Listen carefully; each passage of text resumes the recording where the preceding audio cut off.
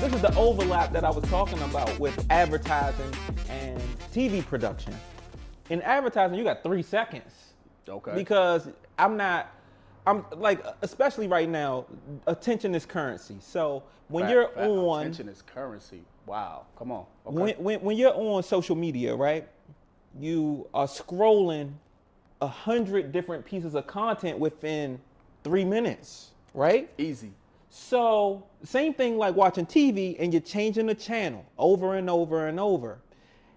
For me to stop, I have to, like, something has to hook me in right away. So that's what I wanted to ask you about. Like, when you are selecting a cast and putting a team together, what are some of the elements that you look for to know, like, okay, these components are gonna stop and grab people's attention?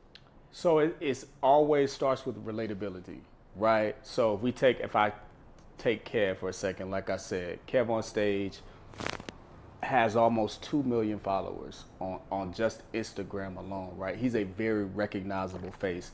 So a lot of times people want to see themselves in the content that they watch, especially Black people, right? We love to see us. I will watch a show simply because I see some people in it that look like me. Doesn't mean I'm gonna keep watching it, but I will give it a chance, right? So the dynamics of that particular show is, and it can't be a monolith in terms of the dinner and the guests at the dinner, because obviously as Black people, we're not monoliths, right? So we got Kev on stage, who's a comedian. We had a chef. We had an actor. We had a CEO, the CEO of Kickstarter, right? So Everett, yeah. Shout out to Everett, yeah, man. shout out to Everett, man. Yeah. You see what I'm saying? Cool dude. Very cool dude. Need you to email me, Everett. What's going on, bro? So, and that's just shout out. Yeah, he cool, man. Super, hey, listen, super down to earth guy, man. Shout out to him. Crazy down to earth, crazy smart, and just in the conversation, right? Yeah. And see how you were like, yo, Everett, you see what I'm saying? So like you may have watched simply because you saw him. So the purpose of it is, especially when you're building out a cast, it's like you want something for every person, right? Not just monolith, not just this one single thing. It's like when we talk about celebrating Black men, which is the title of the show, Recipe for Change, Celebrating Black Men, it's like, nah, like it's 3 Black men right here, right now, but all 3 of us are 3 completely different people, completely different interests, right? And yet we're still Black men, like we're still part of the collective, the community. Yeah, they like to say all Black people know each other. I think we do. I think we do. In LA. In LA, yo, like. I mean, I wouldn't doubt that that's somewhat true, for sure. No, I want your take before you go to anything else on how that relates to choosing who you want to showcase in an ad. Yeah. You know what I'm saying?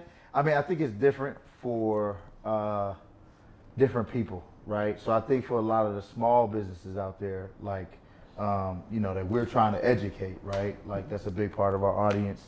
To me, my rule of thumb is like the smaller the business, the more niche you need to be, right? And I tell a lot of my clients this.